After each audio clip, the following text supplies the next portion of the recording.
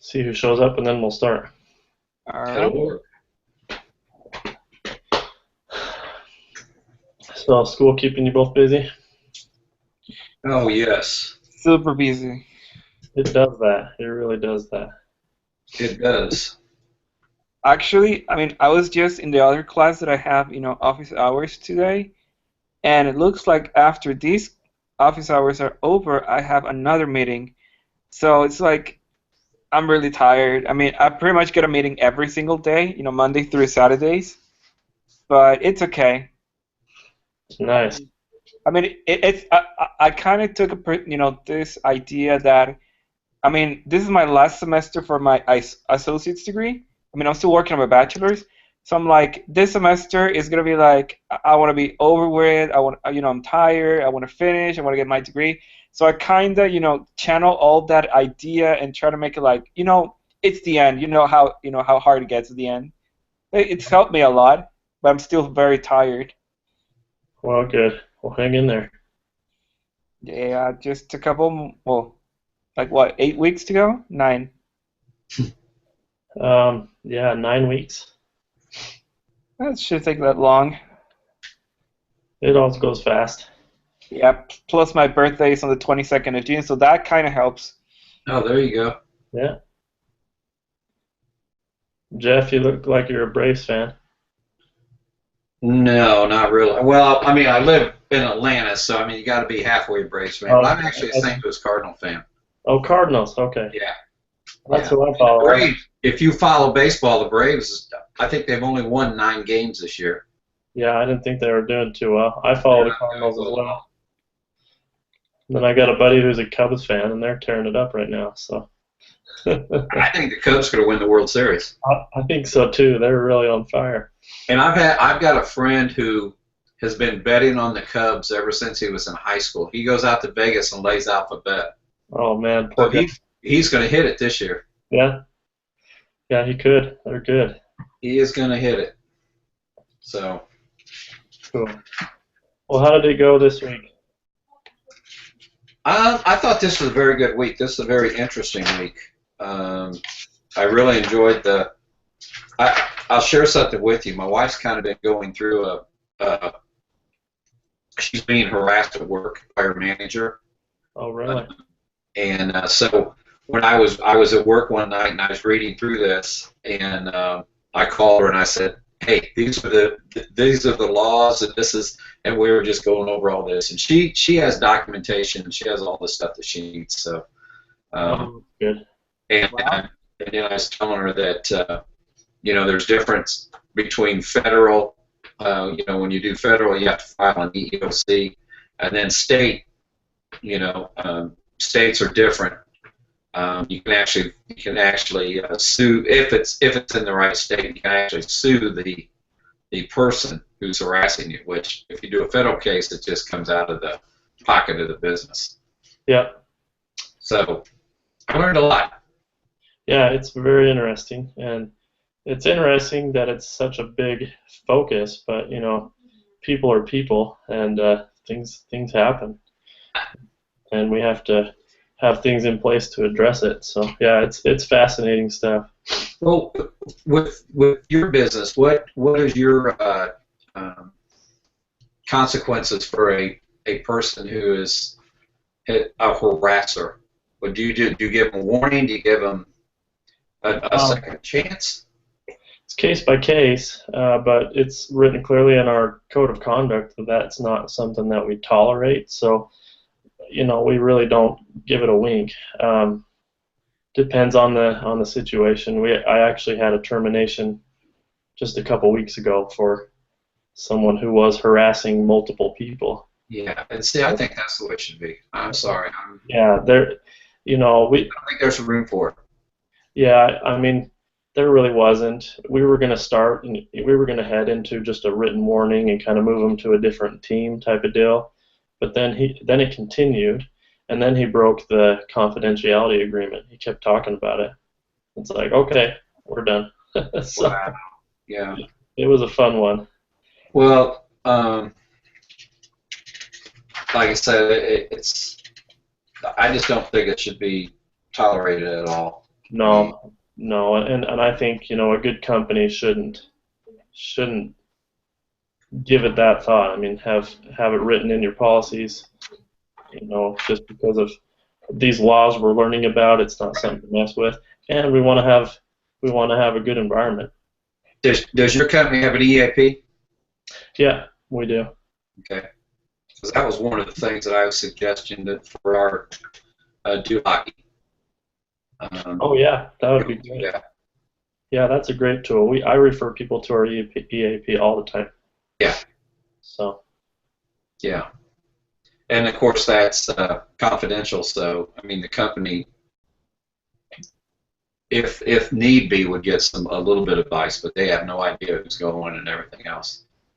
So yeah, I think it's a yeah, great, it's a great good tool. way to go. Hello, So Lauren. Lauren might be at work, but she likes to join. So you I there? am at work. All right. Hi, everybody. do we have to be quiet? No, I just put it on mute when I'm not talking. Okay. All right. Well, we're glad to have you. We don't want to get you in trouble. So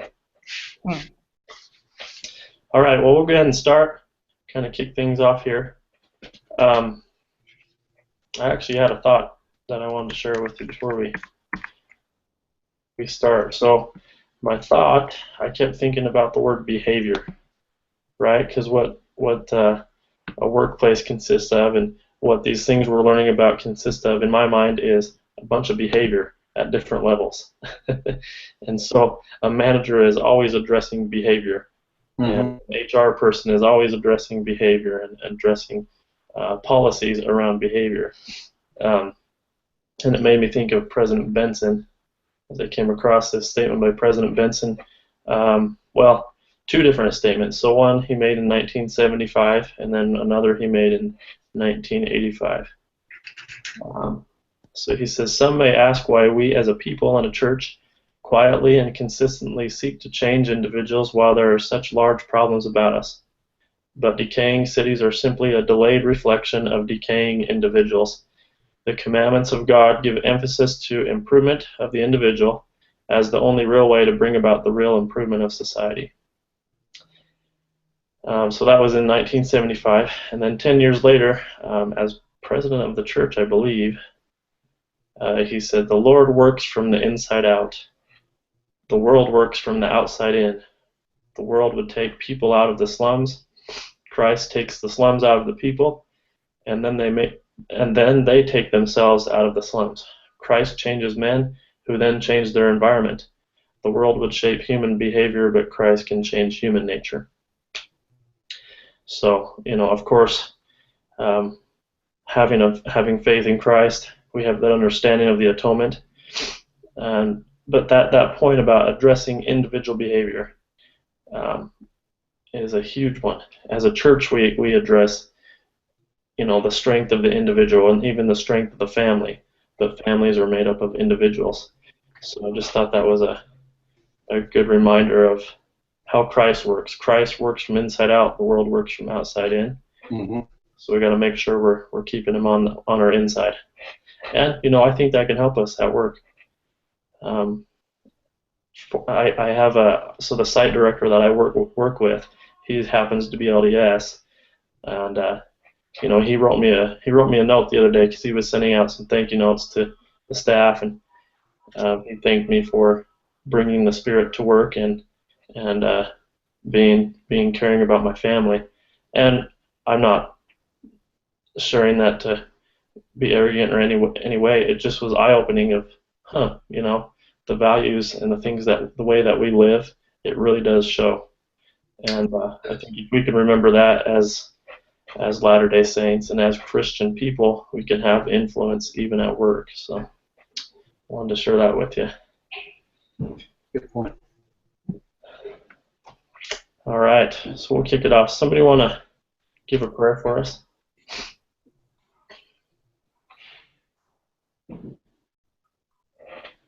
Yeah, I will. Thanks, Jeff.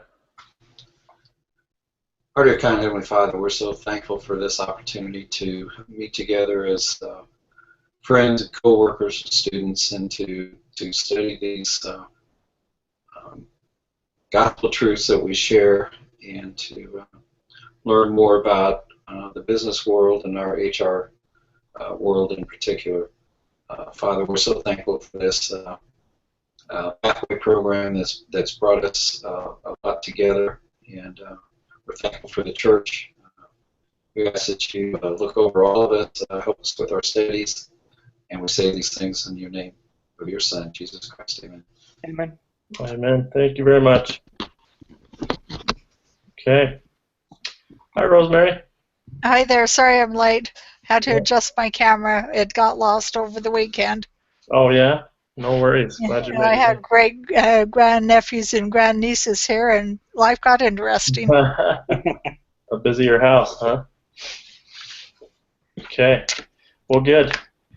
Well, thanks for joining. I think before we launched, Jeff was mentioning that this was an interesting week. I agree. It's definitely a interesting set of topics because it's such in the forefront.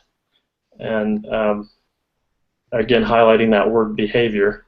You know, when we're at work, we're dealing with behavior, good or bad. And so thankfully we have guidelines to guide us through some of that. And learning about some of these laws, you know, in the U.S. and outside the U.S., different countries and how they approach, you know, these harassment situations or this discrimination or sexual harassment. Just wanted to open it up to all of you. So as you've learned and read up on this stuff, what's kind of jumped out to you the most? Well, are you talking about the Lone Star case now, or which case are you talking about? Well, kind of all of it. Just wanted to kind of break the ice, and I didn't have any particular one in mind. Just I think, you know, as I read through these cases, I continue to see things and then work in HR. So if you learn something that was like, oh, wow, or, you know, which case kind of got you thinking, what was your learning, or what jumped out to you? Well, I think the thing that stood out to me the most was the notes on the law of sexual harassment had an area in it regarding the laws now in Japan, but when I served my mission in Japan, either those laws were not enforced or they were not being really policed, because the other set of sister missionaries in my apartment only had one investigator. And she seemed to be a nice young lady, and she was progressing, and she'd committed to baptism. And that was back when they had the discussions way outlined in what order they were given. And it came to the discussion on chastity. And this young lady just went really still. And then finally she said, I can't do it. And she got teary-eyed. And she told them about her life. And it's very common in Japan for the apartments that you live in to be owned by the same business that you work for. And so if you lose the business, you lose your housing. And her boss had just blatantly told her that if she wouldn't sleep with him and have sexual relations with him, she wouldn't have a job. That would mean she wouldn't have income, she wouldn't have food, and she wouldn't have housing. And finally, she just said, I can't do it. I just can't do it, and quit investigating the church, because she didn't have enough faith and enough knowledge about faith to be able to take that step. And so for her, that sexual harassment and sexual abuse was what really controlled her life. Wow, yeah, that's a first-hand example there. Yeah, so hopefully that's changed. Interesting.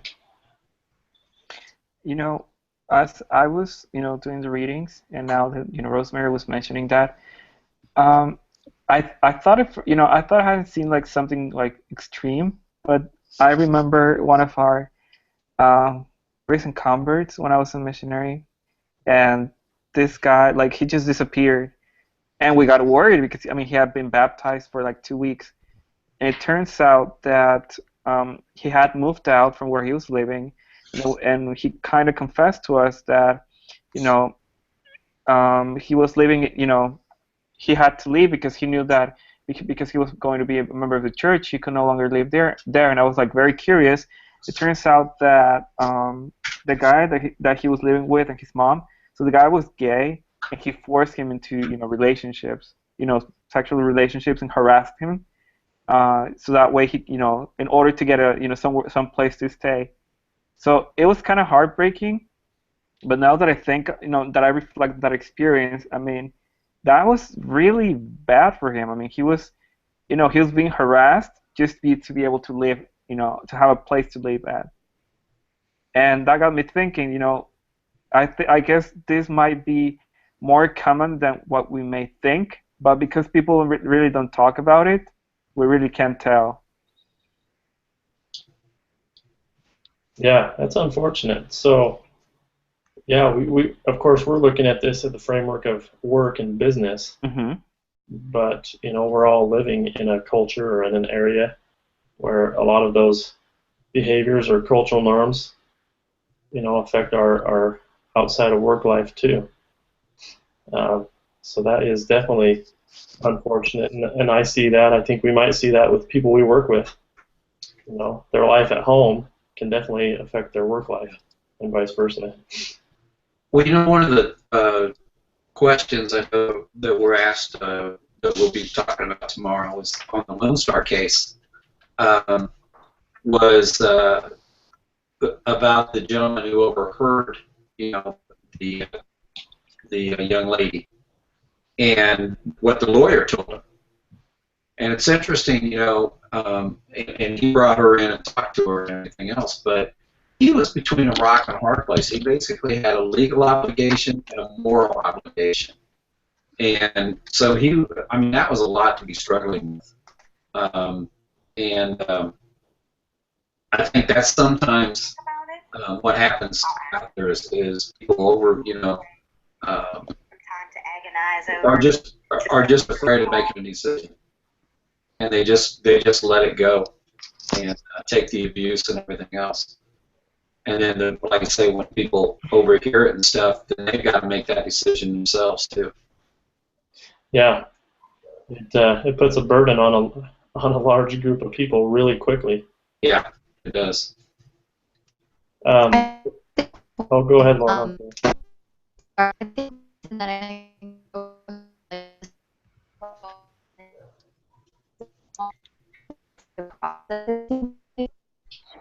Sorry, Lauren, we're having trouble hearing you. At least I am. I am too. I am also. I am too. Can you hear me better now? Yes. That's better. Yes. Okay. The microphone this time. I think the reason that I just overpassed or just pushed aside is because it's such a long process. So people just say it's not worth it. It's too much for us to do and for what. Sorry, Lauren. It's still choppy. Oh. I don't know the solve for that. If you're on your phone, you just have to hold it close. It probably could my I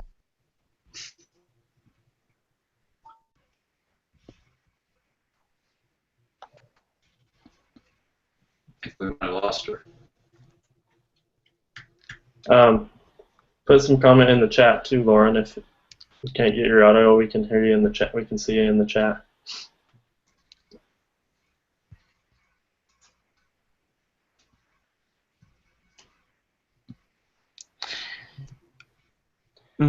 I actually liked reading this case because at first I was like, it was good that that the cost, sought to look for advice and counsel, but at the end it was, it hit me a point as we were, meeting last night, that the fact that he called out, he called, pretty much, he pretty much blew it away. I mean, like, I understand, the situation, but he really didn't have any proof at all, or he hadn't witnessed anything.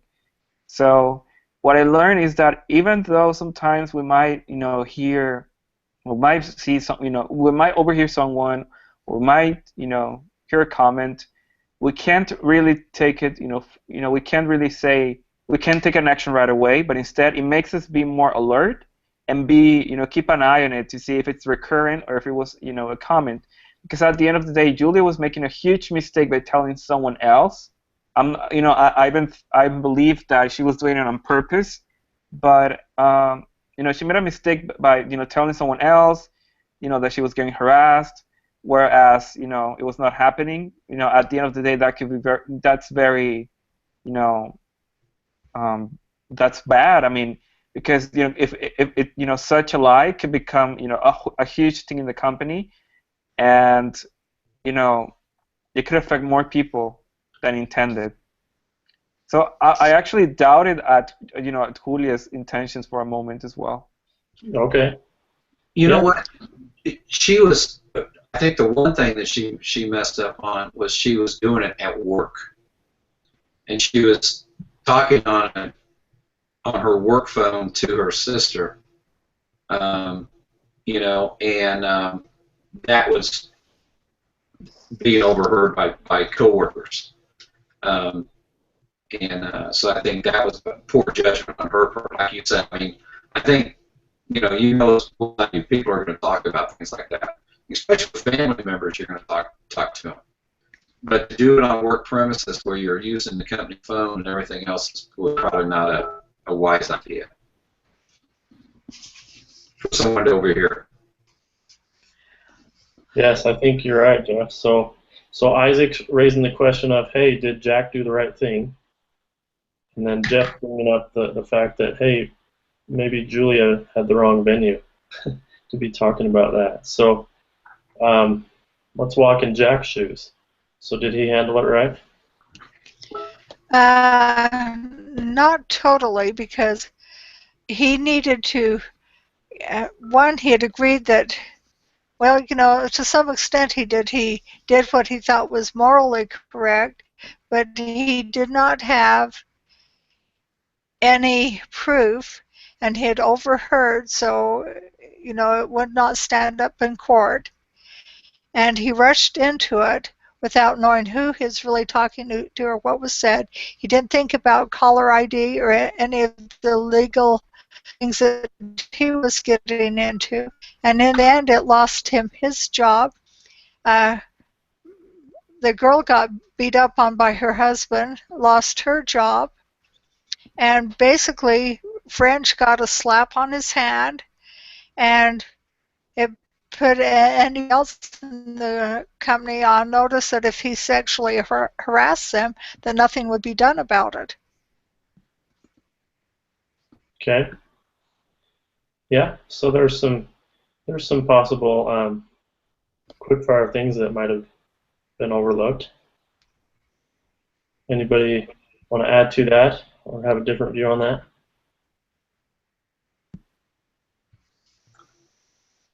I think as a manager, I think he needed to take a step. He needed to protect. I mean, the whole thing is if he overlooked that, and let's say she was gone and French had another secretary and he was doing it to her, or to other people. I mean, you can't overlook those type of things. And I think by reaching out to the lawyer, now the lawyer, I think, probably scared him to death, telling him what the legal aspect was for the company. Hey, you need to do this because you've got to protect the company. I think by bringing her in, he might have jumped the gun there because she wasn't ready. She didn't want anybody to know. She told her sister, but that was it. She was afraid of what her husband would do and everything else. He probably should have done a little bit more investigation. But there again, he was in a catch-22, I think. It's a tough situation to be in.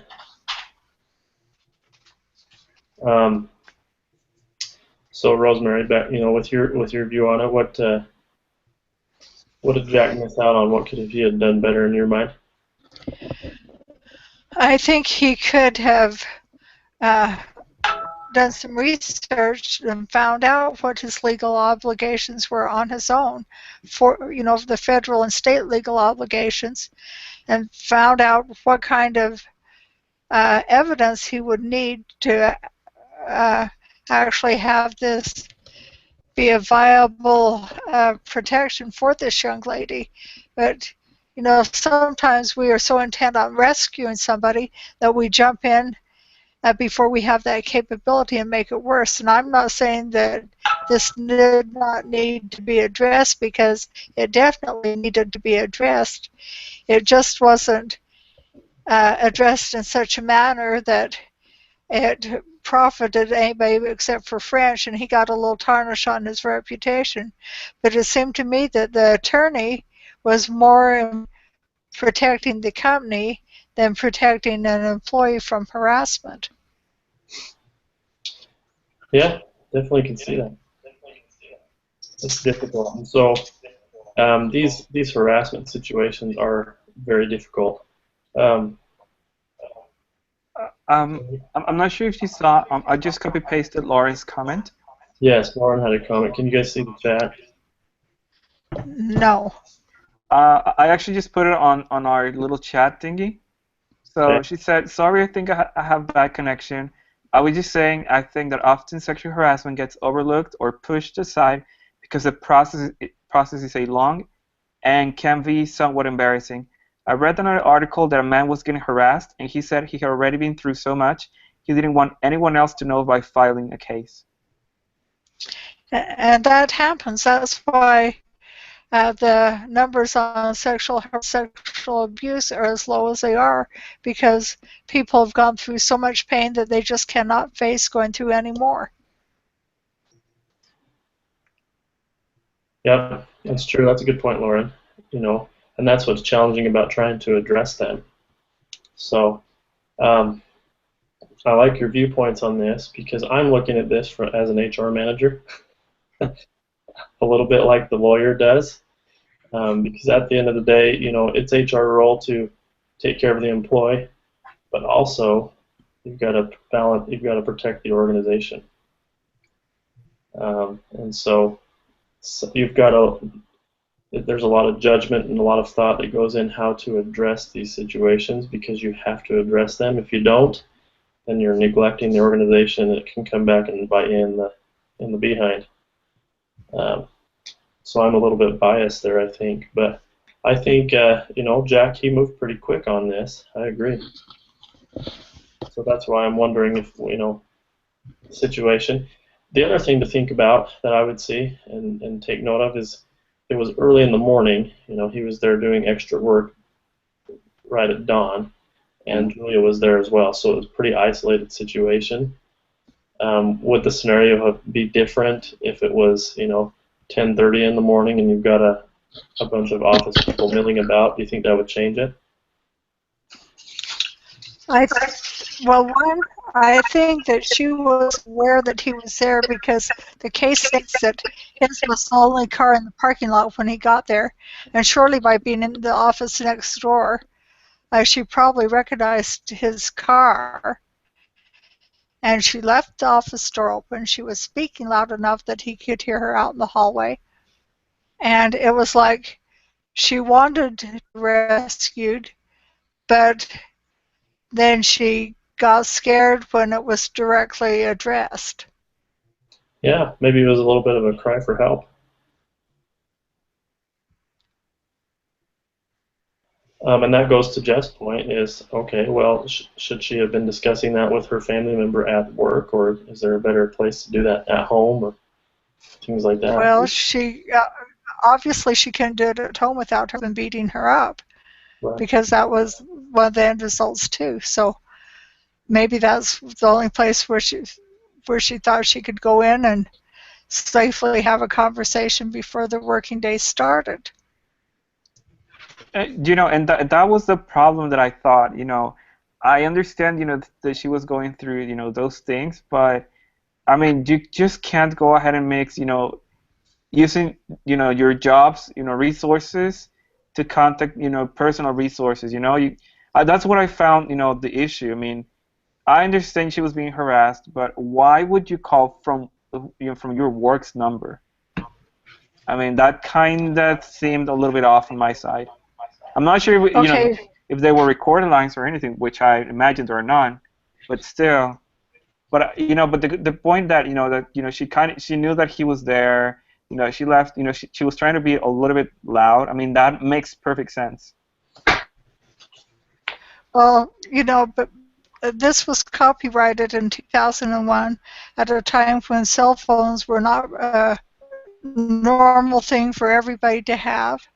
And unless she went and stood at a payphone or called from home and had more problems with them, work in her off time might have been her only option. True. That is true. Not everybody had a cell phone back then to make a phone call in the car or send text messages. Who had car phones back there? I didn't. Most of the people I know who did were either police officers or real estate people. Yeah. So, at the end of the day, can we agree that Jack maybe had different ways he could have handled it, but did he do the right thing? Morally, he did. But procedure-wise, he didn't. Okay. I mean, morally, I also agreed. I mean, he felt guilty and sorry for her, but he could. I mean, he risked everything based off a comment and not something that is recurrent or. And I understand poor woman. I mean, she was saying that the guy put his hand under her shirt and stuff, but and the fact that the cost knew French, so I mean, I consider it would be like a warning sign, but don't report it until you actually see something else. But that also made me wonder what was the company's actual policies, or was he aware of those policies? Right. Hi, I Tammy. did. Hey, how are you? Good. Welcome, welcome. Thank you. We got done a little bit early tonight, so I thought I'd join. Good. Glad you did. We're just talking a little bit about the Lone Star case. Yeah, that was interesting. So we've got a discussion going on if it was handled right or not. So we tend to agree that it was handled correctly morally, but procedurally maybe there was some opportunity. I almost wish that this guy had have had his own friend attorney that he could have talked to first and got some legal backup on what to do rather than diving in and having a case with caller ID and figured out and exploding in everybody's faces. Yeah. And that goes back to my little chime in about how these situations are never easy, and they don't, even when you're addressing them, it still doesn't always end up great, right? You just have to try to address the situation. I do like what Jack did as far as just seeking advice from the legal counsel internally, trying to address it internally, and instead of trying to spin around it and get a bunch of different points of view, because you can get all kinds of points of view. And when I talk to disgruntled employees, they always say that to me, well, I'm speaking to my lawyer, or I have a lawyer friend. And I say, well, you're welcome to speak to your lawyer friend. But my company has legal counsel that we can reference, and then we have policies. So Isaac mentioned policies that guide us to how to handle this stuff internally if we need to. And that's usually the best. Then you're avoiding the EEOC and some of those big consequence type situations that just take a whole lot more time. So, there's a quote, I don't have it in front of me, but there's a quote that's floated around on LinkedIn quite a bit, that the culture of an organization rises only as far as the worst behavior they're willing to tolerate. So with a sexual harassment situation like Lone Star, how long do you let it go before you respond, or how quick should you respond? What do you guys think? How serious is this? Well, I think it's very serious because she said he just won't stop. It's getting worse. And that is the case with moral sexual predators. They see what they can get away with, and it escalates. And I'm sure with his slap on the hand, it probably continued with other employees. Right. And we don't have full insight of how this all ended up. It just kind of ended toward the end there. And sometimes, that's the other thing. If in the HR frame of mind is, okay, how are we going to, what kind of corrective action is this going to call for? I think the note on sexual harassment made a point in there. It said that, the corrective action should match or exceed, match at least the level of the behavior, right? So a slap on the hand in this type of situation, I don't think it's not gonna help the organization. It's not gonna help the employees. It's not gonna take care of it. So, Jeff and I were chatting just before we started, and actually he's experiencing some of this, and Jeff, you made the point about how you feel about these behaviors, right? Kind of asked me how my company looks at it. Yeah. About the tolerance level. Do you want to share that? Well, I think the tolerance level. I was just asking you whether it's an immediate termination, or if it's or if it's a progressive, written warning type situation. And I think that if anyone is caught doing this, they should go. They should not remain with the company. They shouldn't be allowed to, just get like this gentleman did, get a slap on the wrist and say, okay, you just behave now. So that's how I feel it should be done. Yeah, and I think, especially with this case, it's pretty serious in nature. The key word I would throw in there is investigation. So human resources, one of their big roles is making sure that you investigate and investigate thoroughly, get facts, get written statements, get the documentation in place so that you can make a good decision there. Well, I think when we go back to this case and you were saying about the lawyer, I think the lawyer scared him to take action because of her words. People aren't always in a position to speak up for themselves. Some parts of the sexual harassment law are murky, but one thing is crystal clear is that a company like ours can be held responsible for what goes on in the workplace. And then she goes on and says, let's say you don't report this, but in a few months the victim here, finally brings action, and your colleague calls you in as a character witness. Picture this scenario. You're on the stand and some plaintiff lawyer is cross-examining you. He asks whether you've ever seen or heard about any of this behavior. You're under oath, so you tell the truth. What should you do? And you get nailed because it looks like you've ignored the problem. So, A little intimidating, yeah. Yeah, it was very intimidating. So that's why he went back. I mean, he could have just went in and went back to work and ignored it, but after hearing that, man. Yeah, kind of intimidating. I agree. Yeah. Tammy, with you joining, what do you think with the Lone Star situation? What's your view on it as far as how Jack responded and how it was handled? Well, I think when he kind of brought up the point that he's an engineer and he made the list of what should he do if he confronts, the Julia's boss. I can't remember his name, but he made a list, and then I felt like he took immediate action. He made the list. He went and got a drink, came back and asked her if she could come into my office. I want to talk to you. And he I think he was really pretty straightforward, and he didn't shy away from making, saying, okay, this is what happened, this is what I saw, or what I heard, and this is what has to be done about it.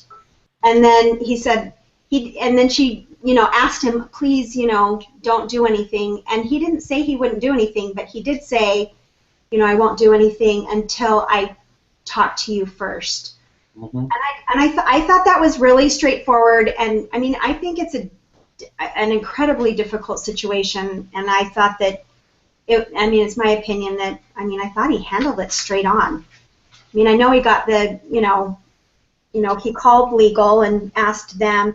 I think one thing that I was thinking about in this is, and I don't know I don't know how all companies are, but I think this would be something to have training on for the entire company. And I know that we all have, our company handbook, and at least our company does. It has a handbook and it has a whole section on sexual harassment. But maybe that would be something to, once a year you have a review of, what your policies are, what your procedures are in case something happens.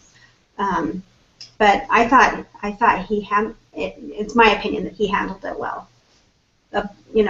I don't know what I would do. You know what I mean? It's like when you're in that situation, what do you do? Like, how do you handle it so that you don't do anything that would, could be a problem for the company or could be a problem for the person who, is the victim in the situation.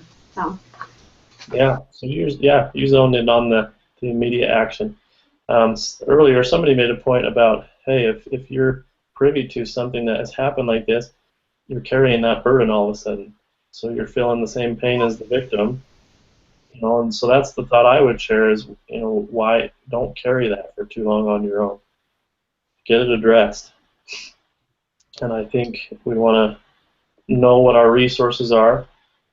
Great that you mentioned the training. I know my company, we're required annually to do training on that.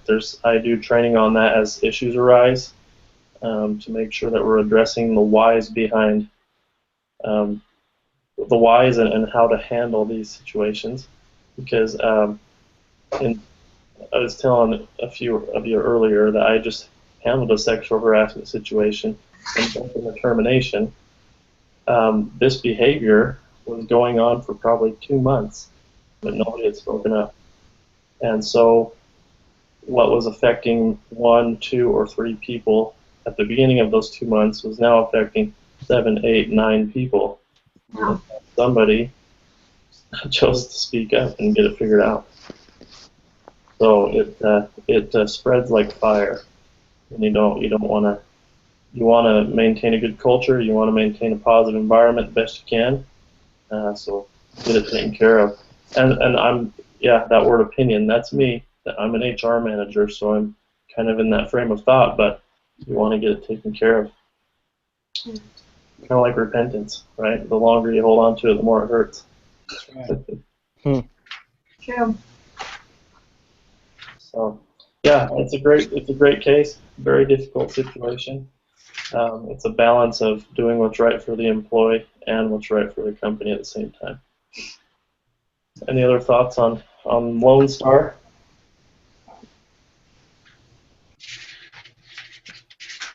Do we know how it ended? Other than how it ends here, is there somewhere else that goes into detail? We don't. Sometimes you can look up these cases and find the resolution part of it. I haven't done that for this one, so I'll try to find out what I can on that. But they usually leave these open-ended so that we can have discussion. Yeah. But I'll see if there's a resolution somewhere, unless I missed it. I don't think there is. There's not usually. We had a group discussion today, and the resolution that was given to the group leaders basically said that no one had evidence. A friend said that the girl was lying. The girl's husband beat her up because it happened and made her quit. There was so much animosity between French and Jack that Jack finally ended up leaving the company, and French's name was a little bit tarnished, on his reputation, but he's the one who ended up staying on at the company. Oh, okay. I hadn't seen that. So Yeah. okay, good. I'm wondering, where'd you get that? That is actually in the part of the instructions and information given to the group leaders. If you Okay. go into that. Cool. All right. Yeah, I'll look at that. Thank you. So yeah, these situations aren't cut and dry. They don't always end the way we think. It's just never fun. But I think, if there's some takeaways for us, respond to those behaviors, because we're accountable. In our workplace, we're accountable um, to the environment that's there. And to avoid having it affect other people or more people, I would say respond or get information or try to help where you can instead of putting it off. It takes some courage, but that the idea of doing the right thing can go a long ways. Okay, just to comment on that, not just get information, get evidence, because a judge also has to do his job based on the law, and without evidence, his hands are tied. Yep. Hard to get evidence. We're not walking around with tape recorders. So there's things we can do. Written statements, and that's why I mentioned those investigations. Written statements are helpful. If this girl had have even kept a diary or a journal of what happened when, that would have been taken into consideration. Yeah. Yeah, protect yourself. You got to look out for ourselves a little bit if you're in that situation, and then get the help that you need. So, right. So with looking at the laws, with the employment vignettes, with discrimination, with harassment, sexual harassment, especially in the U.S. and some of the other countries, it's important to keep in mind what sexual harassment is. Any guidance on that? So I guess the question is, does sexual harassment always have to be like the Lone Star case? What's the guidance? No, it can even be comments. It can be off-color jokes. It can even be directed towards or done in the presence of children, whether it's actually directed towards them or not. And there was a fairly recent interview that was published about Donny Osmond. I brought this up in our group that I guess they were doing an opening for Frank Sinatra or something in Las Vegas. And on stage, even with the children present, there was some really foul, obnoxious language going on. And Donny Osmond's father objected strenuously and loudly, and some people were really offended that he would talk to Sinatra and Sinatra's team this way. And we're trying to shush him up. And then later on, Sinatra came to him and handed him a letter of apology for that kind of behavior and a $1,000 check. Well, Osmond's father cashed the check, did not keep the letter, and Donnie semi-jokingly said something along the lines of, "Do you know what that letter would be valued at this time?" Yeah. A lot more than $1,000. Oh yeah. Huh. That's a great example. Yeah.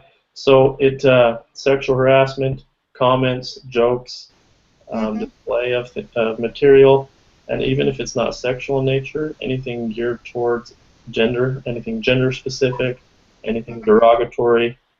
We're in an environment now where anything geared towards same gender or transgender, that can all fall into the sexual harassment arena, especially in the U.S. I think the key word is unwelcomed. Yeah, that is the key for me. Unwelcome behavior. Anything unwelcome.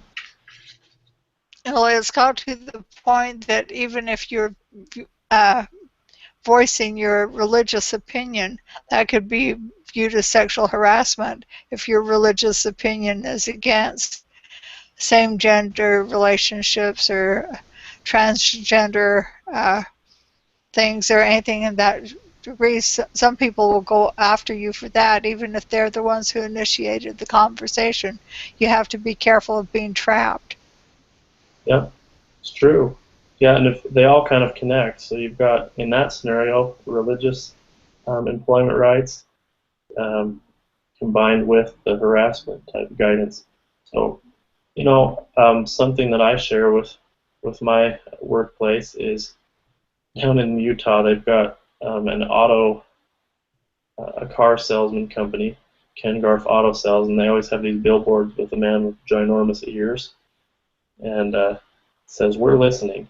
And I said, when you come to work, everybody has big ears. Things get overheard really easily, and just to kind of make that point. So if one of us, if Jeff and I, or Rosemary and I, or Tammy and I, if we're all having a conversation, and maybe it makes Lauren feel uncomfortable or Isaac feel uncomfortable, even if we didn't know, they would have a claim of harassment. Mm-hmm. And we can't say, oh, that shouldn't make you uncomfortable, because everybody has their own perceptions.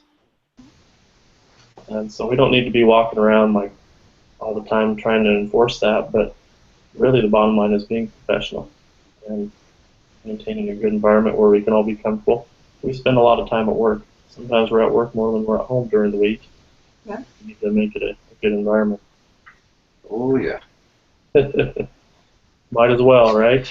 That's right. Good. So the note distinguishes, of course, between the quid pro quo harassment and then the hostile work environment harassment.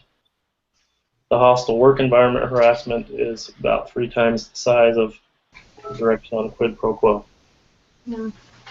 I think I would argue that hostile work environment one is what comes up most of the time. So it's something to watch for. What did you think about reading about the EEOC and the federal guidelines? Lots of money involved there, right? Does that surprise anybody? Mm-hmm. Yeah, big dollars. In our vignettes, you read about these cases that people won. They're getting $300,000 plus on these settlements, and so it is in a company's best interest to have good procedure in place to handle these situations internally, so we're avoiding big giant lawsuits. The director of HR that I report to, when I first interviewed with her, that's what she mentioned. She's like, really, you're the eyes and ears of the company to do what's right for the company and to make sure things don't escalate to the EEOC. And they never have, but reading through some of this, you can see why a company wants to stay out of those headlines. And that's why I wanted to post the EEOC website on the community page. If you get a chance to look at that, there's some crazy situations that take place. Really, mostly because of neglect of these type of things.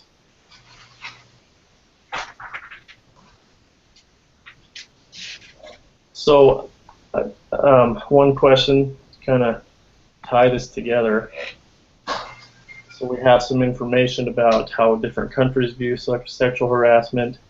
We talked about this case study. What is the bottom line? What is the underlying principle behind having sexual harassment policies and procedures in place? Well, I would say it's to protect, employees and employers, from any, discrimination or any ways that, can make another person feel, put in a position in which they're seeing merely as sexual objects rather than people. Those they're trying to protect their integrity and their well-being. Because, when people, sexuality can be, can be something very delicate. It's something delicate, and that can destroy a person down. Like if they're being abused, I mean, they can go into mental problems, or they could even, commit suicide. So it tends to escalate, or that's at least what I think. Yeah, yeah. So I like it. Protecting integrity, protecting that person. I like the word dignity, respect and That's dignity. the word I was looking for. Yeah. Dignity and respect goes a long ways, and a business is wise to put that very first. And we as individuals, the thought that was shared at the beginning, individuals having that respect and dignity and being willing to stand up for that for the people that we work with takes some courage sometimes. But I'm thinking of the hymn. What's the hymn? Do what is right, let the consequence follow. Sometimes that consequence might not even be that great, but we know that we did the right thing, right? And so I think that's what the Lord would expect, is maybe counsel with Him. If I were Jack, I'd probably be praying about what to do. And do what is right, let the consequence follow. Sounds like he ended up with a different company, and the other guy maybe got off with a slap, but we're not in charge of that. But perhaps he had a clear conscience, knowing he did the right thing. So, from our perspective, that would be the challenge, or the thought that I would leave with you, is do the right thing, let the consequence follow, and we're going to feel good about it, even if it doesn't spin our direction. Good discussion. It's definitely at the forefront. This harassment arena, it's continuing to get bigger and bigger of an issue with our environment that we're in.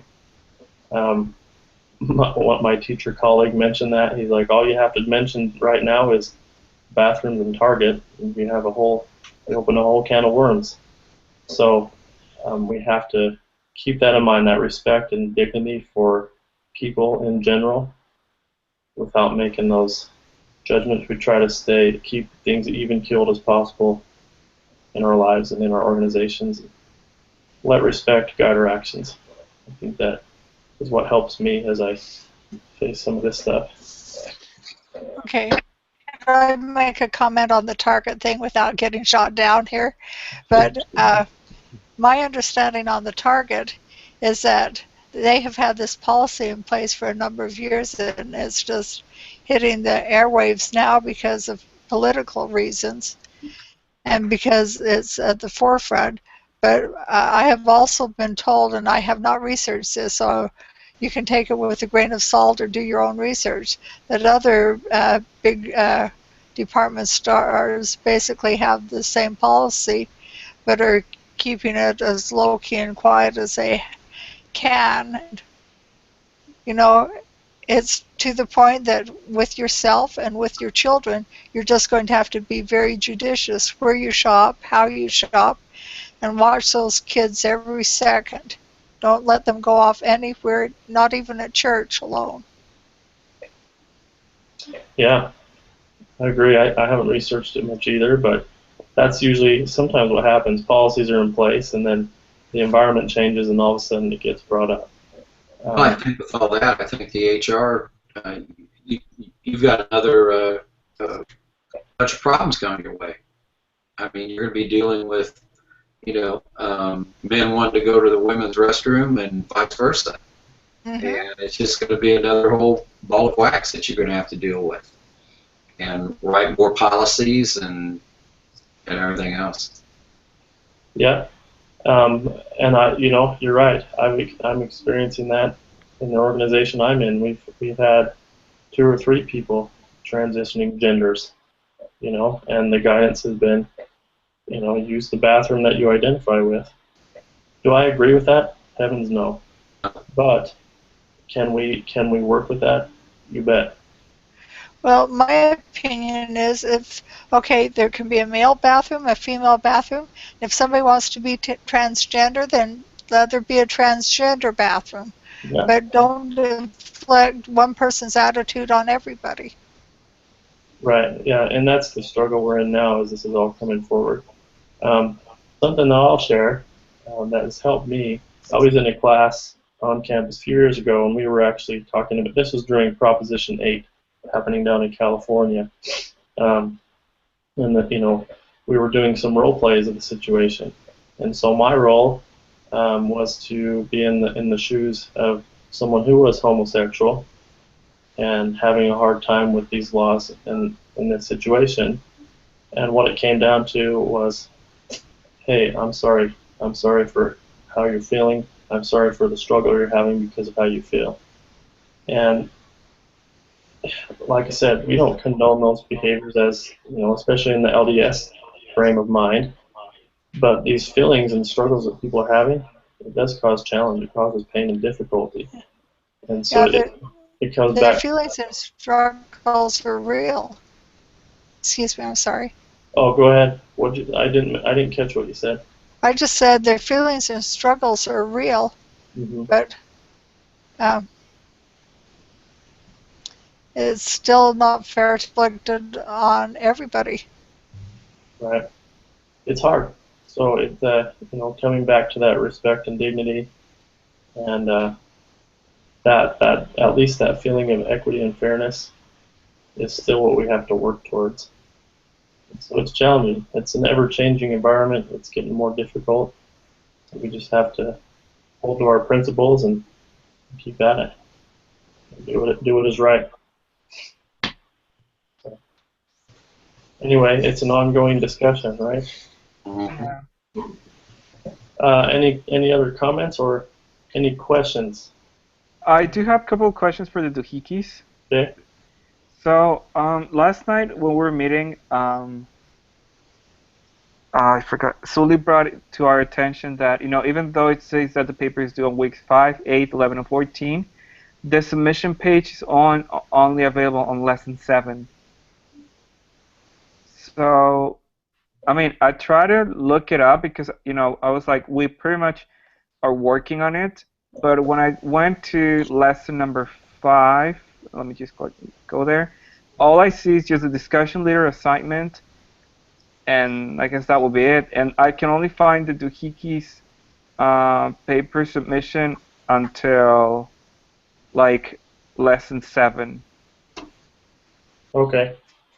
I will look into that. Anybody else having that problem? I was gonna look and see. I'm not sure. Definitely see it in the grade book there, but we can make sure that that's working. I mean, at least on the lesson, I mean, I can only see the plan ahead, but I can't find like where to submit it. Oh, never mind. I mean, if you click on the link, it gives me page not found, error, page not found, page you're looking for cannot be found. And you're in the lesson 5 folder. Yeah, and I click on the plan ahead doohickey's problem instructions, and it says team leader, go to the next page to access L05.01 assignment doohickey's problem, and click upload. If you click that link, it's broken. Yeah, I just found that as well. Okay. All right. Well, I'll jump on that. I'll look at that with the help center and see what's going on. So what do you want us to do with the assignments then? So let me look into it. So with it not being due till Monday, let me get it figured out with the online support, see what we can do, or see what's going on with it.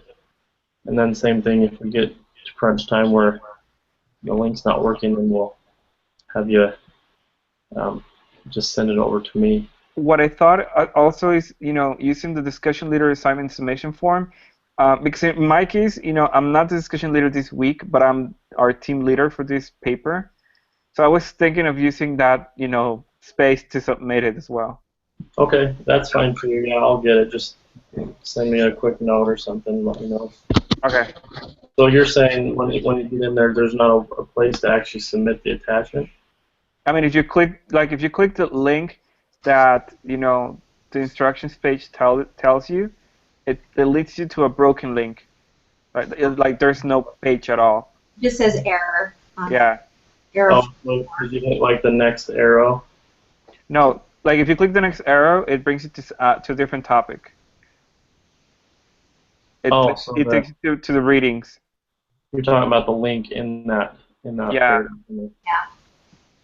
because there's not. I mean, on lesson 5, there's Broken not an link. actual Okay. page. You know. Okay, so don't use that link. Try. You can either go back to the content or hit the next arrow at the bottom of that. It should take you to the submission place.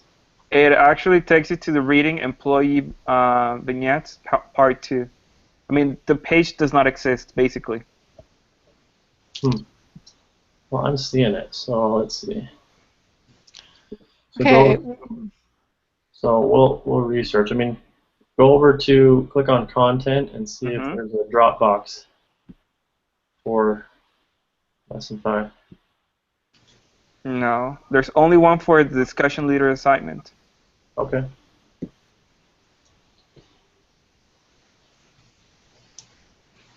All right. Well, I will reach out and see what we can figure out. See if who's all having that issue.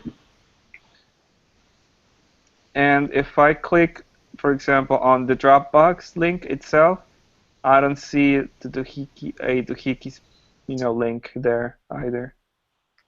Oh. No, there's not. Okay. Well, if maybe one or two of you would want to reach out to the online help center and see what they see on their side, and then I'll do the same from the instructor side. Okay. You can just let me know what you find out, and then I'll keep you guys updated. Okay. Sorry, little technical things sometimes come up, so. Okay. Well, I know we got to run off, but thanks for gathering. I appreciate your comments and discussion. With the doohickeys, this really for week 5 assignment, address the topics that we've discussed in class so far is the main thing. Does that make sense? Mm-hmm. You can certainly address other things if you're comfortable, but I think we've covered, some key areas that will allow you to address some of the key problems in the doohickeys case. And then as we go, by week 7, for example, we'll have another 2 weeks of content behind us to help you further address from those topics. That's the idea, kind of address the case according to the topics that we've gone over the previous weeks. So is the paper, just so I'm understanding, is the paper like this week, it'll be each of us writing several paragraphs about the topics that we've discussed so far, and so our paper is going to get larger. Is that? I mean, it's going to. Essentially, yeah, and and then however you collaborate that as a group is kind of up to you. Yeah, we're using a Google Doc as well. That's a great way to go, just because it allows you all to kind of be on the same document at the same time. Yeah. So, good. We'll keep at it. Any other questions? I do, but I might want to address that to you directly. Okay. All right. That'll work. All right, everyone. Well, thanks for your hard work. If you have questions, let me know. We'll look into that link, make sure that we get that figured out. So as you figure things out or have questions, again, as usual, use the Google community page. And as I have updates, I'll use that as well. We'll go from there. Mm-hmm. Thank you. All right. Thank you. Good night. Good night. Good night. Take care. Everybody. Thank you. Thanks.